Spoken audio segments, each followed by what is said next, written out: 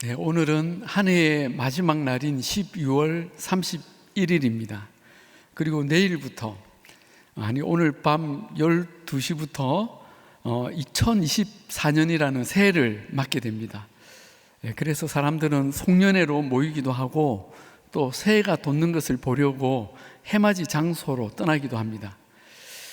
제가 경기도에 있을 때 사람들이 그렇게 그 새해를 보겠다고 동해안으로 가더라고요. 심지어 송구영신 예배를 마치고 속초로 가시는 분들도 여러 명 봤습니다. 그런데 여러분, 새해를 보면 그 해가 어제까지 해와 좀 달라진 게 있습니까? 색깔이 좀 바뀌었나요? 아니면 아주 힘차게 떠오릅니까? 전혀 그렇지 않습니다. 그런데도 사람들은 그 해를 새해라고 부르고 새로운 1년을 시작하며 또 마음에 새로운 다짐을 합니다. 새해는 달라지겠어. 열심히 살 거야. 바르게 살 거야. 그리고 기도도 합니다. 여러분, 솔직히 새해가 되면 우리 자신이 뭔가 달라지는 것이 있습니까? 사람이 뭔가 새로워지고 생기가 넘치고 마음이 깨끗해집니까? 그렇지도 않습니다. 작년의 나와 올해의 나는 달라지는 것이 없습니다. 달라졌다면 몸무게가 좀 늘고 주름도 좀 더 늘었다는 것 정도입니다. 그래도 사람들은 새해가 되면 뭔가 달라질 자신을 기대합니다. 왜냐하면 새로운 1월 1일을 맞거든요. 이제까지 아무리 잘못 살았고 실패했던 사람도 새해를 맞으면 다시 태어난 것처럼 새로운 기회를 얻는다고 여깁니다. 마치 과거에 대해 죽고 새로운 삶으로 태어나는 것 같은 기회를 우리는 매일 또 매월 매년 얻는 것입니다. 즉, 죽음과 생명을 반복하는 것이죠. 여러분, 이것은 단순한 인간의 지혜가 아닙니다. 여기엔 영적인 지혜, 하늘의 지혜와 관련이 있습니다. 우리는 그저 달력으로 해와 달과 나를 헤아리는 인간의 지혜를 넘어서 우리의 인생을 바라보는 영적인 지혜, 거기까지 도달해야 합니다. 왜냐하면 날과 달과 해는 반복되고 우리는 다시 기회를 얻지만 우리 인생은 단 한 번뿐이기 때문입니다. 연속이 없습니다. 그래서 오늘 시편 90편을 쓴 모세는 이렇게 기도합니다. 우리에게 우리 날 계수함을 가르치사 지혜의 마음을 얻게 하소서. 지혜의 마음을 얻게 하소서. 오늘 이 시편 90편의 가장 핵심 구절입니다. 여기서 모세가 말하는 지혜는 영적인 지혜, 하늘의 지혜를 가리킵니다. 즉, 이러한 인생의 날들을 통해서 하나님이 어떤 분이신지, 우리 인간은 어떤 존재인지, 그리고 하나님과 인간은 어떤 관계인지 그것을 아는 지혜입니다. 우리는 이 지혜의 마음을 얻어야 합니다. 그렇다면 그 지혜란 과연 무엇일까요? 우리가 시편 90편의 말씀을 통해 그 지혜에 대해서 함께 살펴볼까 합니다. 첫째는 영원하신 하나님, 그리고 유한한 인간을 아는 지혜입니다. 우리 한번 따라 하실까요? 영원하신 하나님, 유한한 인간. 모세는 먼저 하나님의 영원하심에 대해 노래합니다. 1절에 주여, 주는 대대에 우리의 거처가 되셨나이다 합니다. 여기서 거처란 단순히 장소나 공간적 개념이 아닙니다. 하나님께서 우리 존재의 근거가 되시며 처음과 끝이 되셨다는 뜻입니다. 2절에서는 좀 더 구체적으로 설명합니다. 산이 생기기 전, 땅과 세계도 주께서 조성하시기 전, 곧 영원부터 영원까지 주는 하나님이시니이다. 이 말은 하나님은 창세 전부터 존재하셔서 우리가 살 수 있게 이 세계를 만드셨으며 그 지혜와 능력과 시간이 한계가 없으신 영원하신 분이라는 뜻입니다. 이 말을 우리는 알아듣고 또 고백하기도 합니다. 그러나 사실 우리는 하나님의 이 영원하심에 대해서 100만 분의 1만큼도 제대로 알지 못합니다. 어떻게 알겠습니까? 한편 그 영원하신 하나님 앞에서 우리 사람은 어떤 존재입니까? 3절에 주께서 사람을 티끌로 돌아가게 하시고 말씀하시기를 너희 인생들은 돌아가라 하셨사오니, 하나님의 말씀 한마디면 우리 사람은 티끌로 돌아간다고 합니다. 돌아간다는 말은 거기서 나왔다는 것을 포함합니다. 사실 그렇습니다. 사람은 하나님께서 티끌로 만드셨습니다. 티끌은 이 세상에서 가장 작고 미약하고 가치 없는 존재의 대명사입니다.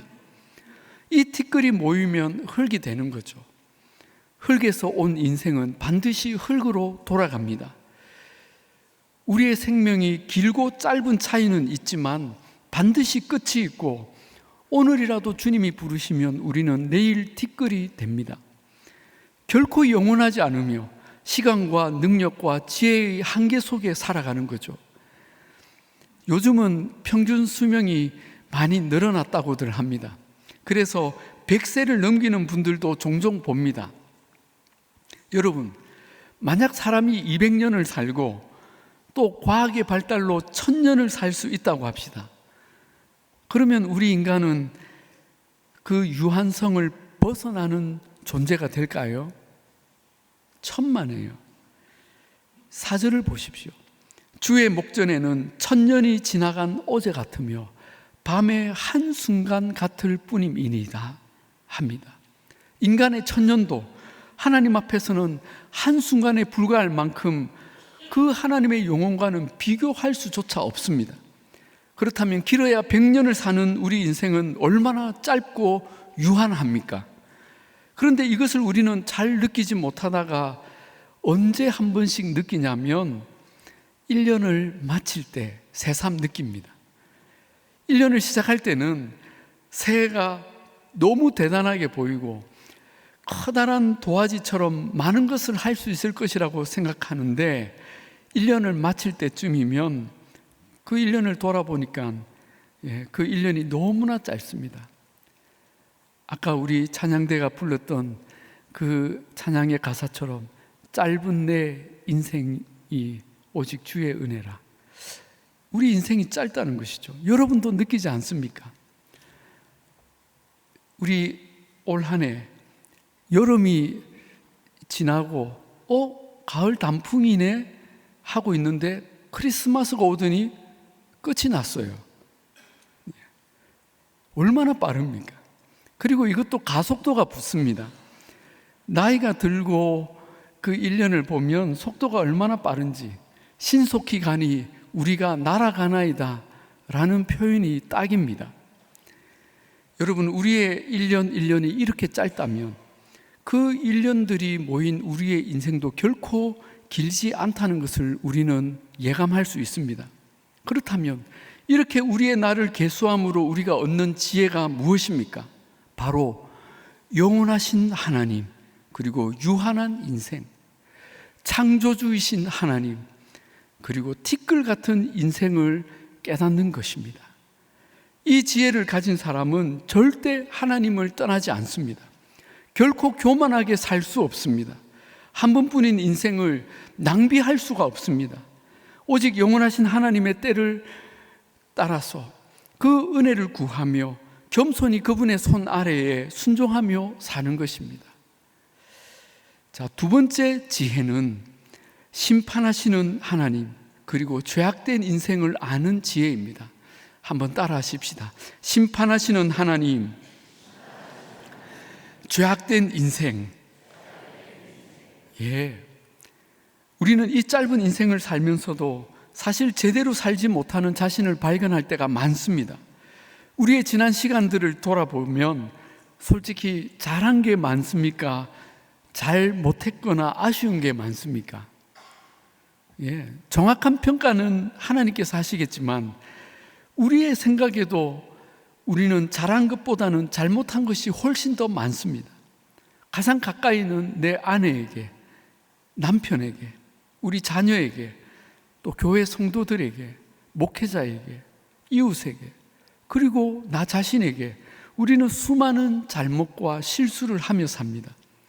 해마다 새롭게 다짐하지만 그 실패한 자신을 보며 실망할 때가 얼마나 많습니까? 그런데 어리석은 사람은 그런 자신을 이제는 모른 척하며 넘어가려고 한다는 것입니다. 심지어 없던 일로 하거나 잘못을 변명하거나 합리화하며 자신이 오히려 잘 살아온 것처럼 포장하려고까지 합니다. 그러나 우리의 잘못은 그렇게 한다고 결코 사라지지 않습니다. 오히려 우리를 지으신 주 하나님께서 우리의 모든 행위를 낱낱이 감찰하시며 공의로 판단하시고 엄정히 보응하신다는 것을 우리는 기억해야 합니다. 아니나 다를까 5절에서 모세는 하나님께서 우리 인생을 홍수처럼 쓸어가신다고 말합니다. 여러분, 홍수는 하나님의 심판을 의미하는 사건이지 않습니까? 또한 7절에 우리는 주의 노예에 소멸되며 주의 분내심에 놀라나이다 라고 하나님의 불붙는 진노에 대해 언급합니다. 하나님께서 왜 이렇게 화가 나신 것입니까? 8절과 9절입니다. 주께서 우리의 죄악을 주의 앞에 놓으시며 우리의 은밀한 죄를 주의 얼굴빛 가운데 두셨사오니 우리의 모든 날이 주의 분노 중에 지나가며 우리의 평생이 순식간에 다하였나이다 고백합니다. 바로 우리의 죄악이 주님의 얼굴빛 앞에 낱낱이 드러나고 있기 때문입니다. 우리는 해마다 새로운 기회를 얻지만 살면 살수록 죄만 더 쌓여갈 뿐입니다. 그리고 그 죄는 하나님의 심판대 앞에 이르기도 전에 이미 우리의 삶에서 행복을 다 빼앗아갑니다. 그래서 10절에 모세가 뭐라고 고백합니까? 우리의 연수가 70이요 강건하면 80이라도 그 연수의 자랑은 수고와 슬픔뿐이요 라고 한 것입니다. 우리가 오래 산다고 해도 자랑할 것이 고생과 슬픔과 상처, 눈물뿐이라는 것입니다. 창세기의 야곱이 그 대표적인 사람입니다. 그는 누구보다 행복한 인생을 살겠다고 형과 아버지를 속였고 삼촌도 속였고 또 누구보다 치열하게 살았습니다. 그러나 그럴수록 그는 불행의 늪으로 더 깊이 빠져가는 삶을 살았습니다. 그는 외삼촌 라반에게 속았고 믿었던 아내 라헬에게 속았고 형 에서에게는 죽을 뻔했습니다. 또 자식들에게 2번이나 속아서 세겜 부족을 학살해서 도망 다녀야 했고 가장 사랑했던 아들 요셉을 잃어버린 채 눈물로 살아야 했습니다. 그래서 요셉이 인생 말년에 바로 왕 앞에 갔을 때 자기 인생을 이렇게 고백합니다. 내 나그네 길의 세월이 130년입니다. 그러나 험악한 세월을 보내었나이다. 이 요셉의 고백이 사실은 죄와 허물로 수고하고 무거운 짐을 지고 살아가는 우리 모든 인생의 고백이지 않습니까? 그러므로 지혜로운 사람은 우리가 죄인인 것과 하나님의 진노의 심판 아래에 있다는 것을 아는 사람입니다. 11절에 누가 주의 노여움의 능력을 알며 누가 주의 진노의 두려움을 알릴까 했습니다. 여러분, 누가 압니까? 아는 사람이 거의 없습니다. 노아가 살던 시기에 온갖 죄악이 세상에 관영했지만 하나님의 진노와 심판을 알고 두려움으로 방주를 준비한 사람은 노아 외에는 아무도 없었습니다. 왜냐하면 눈에 보이고 귀에 들리는 경고가 아니었거든요. 그러나 노아처럼 임박한 심판을 알고 남은 날 동안 온전히 하나님께 순종하는 사람은 자신과 그 가족을 구원하는 지혜로운 사람입니다. 그래서 바로 그 다음 12절에 우리에게 우리의 날 계수함을 가르치사 지혜의 마음을 얻게 하소서라고 기도한 것입니다. 그렇습니다. 우리가 한 해를 보낼 때마다 우리의 날을 계수하는 것은 내가 얼마나 살았나를 보라는 것이 아닙니다. 내가 얼마나 죄악 가운데 살고 있는지를 깨닫고 하나님의 두려운 심판이 다가오고 있음을 알라는 것입니다. 이것이 우리가 얻어야 할 두 번째 지혜입니다. 그런데 우리가 이 두 번째 지혜까지만 알면 우리는 절망에 머물 수밖에 없습니다. 우리는 세 번째 지혜로 나아가야 합니다.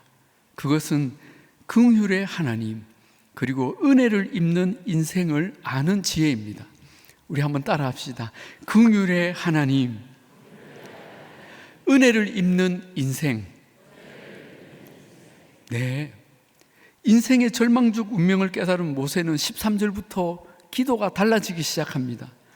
여호와여 돌아오소서, 언제까지니까 주의 종들을 불쌍히 여기소서 합니다. 모세는 무조건 하나님께 긍휼을 구하고 있습니다. 여호와여 돌아오소서 한 것은 하나님이 나갔다는 것이 아니죠.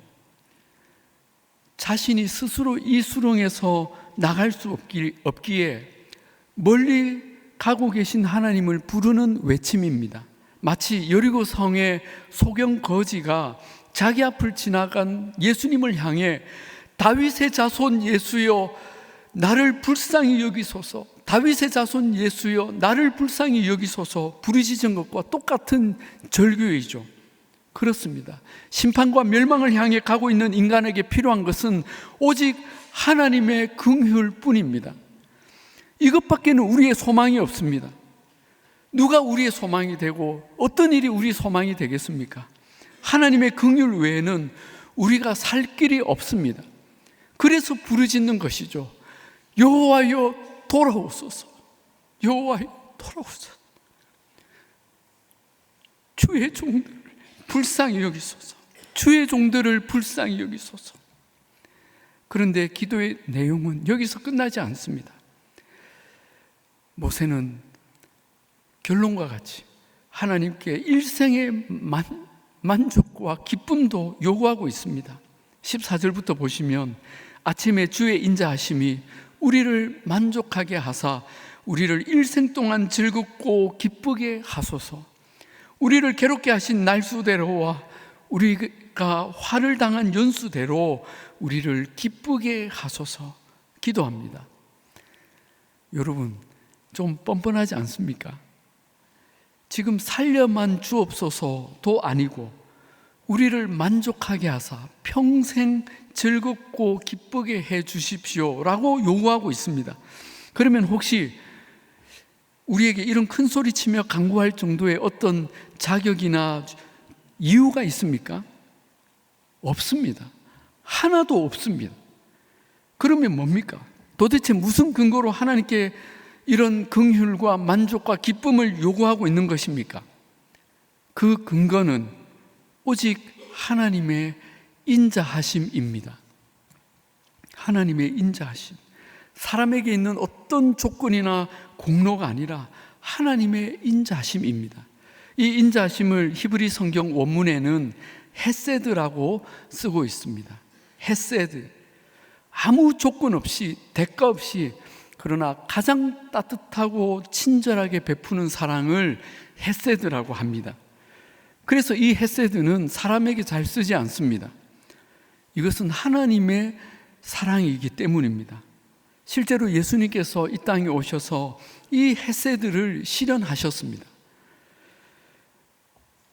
구약 성경에서 이 헤세드를 가장 잘 보여준 사람, 물론 완전하지 않지만 그 예수님의 사랑의 그림자로서 보여준 사람이 바로 룻기에 나오는 보아스입니다. 그는 자기가 외면해도 되는 그 나오미의 망한 가정을 다시 회복시키기 위해서 나오미와 그 며느리 룻에게 놀라운 친절을 베풉니다. 그리고 마침내 그 룻을 자기 아내로 받아들이고 그 가정의 대를 이어줍니다. 누가 봐도 바보 같은 일이고 수치가 될 만한 그 일을 보아스는 아무 대가 없이 묵묵히 감당합니다. 우리는 여기서 놀라운 감동을 받으며 예수님의 그림자를 봅니다. 여러분, 이것이 헤세드입니다. 우리가 새 특별 새벽기도회에서 놀라운 선택, 놀라운 은혜라는 제목으로 이 룻기의 말씀을 함께 들을 것입니다. 오늘 본문의 모세는 절망에 빠진 인생을 구원해 달라고 이 하나님의 헤세드, 하나님의 인자하심에 의지하여 간구하고 있습니다. 여호와여, 우리를 불쌍히 여기소서, 우리에게 기쁨을 회복시켜 주옵소서 기도합니다. 우리가 새해를 시작하며 특별 새벽기도를 통해서 이 하나님의 헤세드를 구하는 은혜가 있기를 축복합니다. 사랑하는 여러분, 우리는 짧은 인생 중에 참 많은 수고와 고통 가운데 살지만 그래도 우리에게 기쁜 일이 있고 우리가 잘한 일이 있고 작은 성공을 했다고 한다면 그것은 결코 우리의 자랑이 아니라 하나님의 은혜입니다. 내가 여기까지 살아오며 내가 누려왔던 모든 것들, 지나왔던 모든 시간들, 오늘 이렇게 찬양하고 예배하는 것, 내가 복음을 전할 수 있는 것 모두가 다 하나님의 은혜입니다. 아멘이십니까? 저도 정말로 실수가 많고 허물이 많고 한심하고 추악한 죄인이지만 하나님의 은혜로 하나님의 종이 되었고 지금까지 하나님께 쓰임을 받으며 여기까지 왔습니다. 지난 1년간 주님의 귀한 교회에 목회자로 부임해서 섬기며 우리 성도님들의 격려와 사랑 안에서 일할 수 있었던 것은 저의 허물과 연약함을 채워주신 하나님의 은혜인 줄로 믿습니다. 사랑하는 여러분, 우리가 다 이 은혜를 경험하지 않았습니까? 오늘 우리는 이 시편 90편을 통해서 흘러가는 우리의 인생 속에, 이 시간 속에 우리가 반드시 알아야 할 지혜가 무엇인지 함께 들었습니다. 영원하신 하나님 앞에 우리는 얼마나 유한한 인생인지를 깨달아야 합니다. 또 우리는 공의로 심판하시는 하나님 앞에 얼마나 큰 진노를 쌓아가는 죄인인지를 깨달아야 합니다. 그리고 우리는 그럼에도 불구하고 하나님의 인자하심에 기대어 그분의 긍휼하심을 간구하는 사람들이어야 함을 깨닫게 됩니다. 그렇습니다. 우리의 인생은 모든 한계와 제약 가운데 소망을 잃어버렸지만 하나님의 은혜를 입어 놀라운 복을 누리며 삽니다. 이것이 우리가 인생 가운데 발견해야 할 최고의 진리이며 하늘의 지혜입니다. 바라기는 저와 여러분이 일생 가운데 이 놀라운 지혜로 말미암아 하나님의 은혜가 가득한 복된 인생을 사시기를 우리 주님의 이름으로 축복합니다. 아멘. 우리 함께 찬양하시겠습니다. 우리 오늘 들었던 말씀 생각하시면서 우리 찬양할 때 우리 다 그 자리에서 일어나셔서 우리 주는 완전합니다. 함께 찬양하십시다. 주여, 우린 연약합니다. 우린 오늘을 힘겨워합니다. 우린 오늘을 힘겨워합니다. 주 뜻 이루며 살기에 주 뜻 이루며 살기에 부족합니다. 우린 연약합니다. 우린 연약합니다. 주여, 우린 넘어집니다. 주여, 우린 넘어집니다. 오늘 하루 또 실수합니다. 오늘 하루 또 실수합니다. 주의 긍휼을 구하는 죄인입니다. 주의 긍휼을 구하는 죄인입니다. 우리 주만 바라봅니다. 주만 바라봅니다. 한없는 주님의 은혜, 한없는 주님의 은혜, 온 세상 위에 넘칩니다. 가릴 수 없는 주의 영광,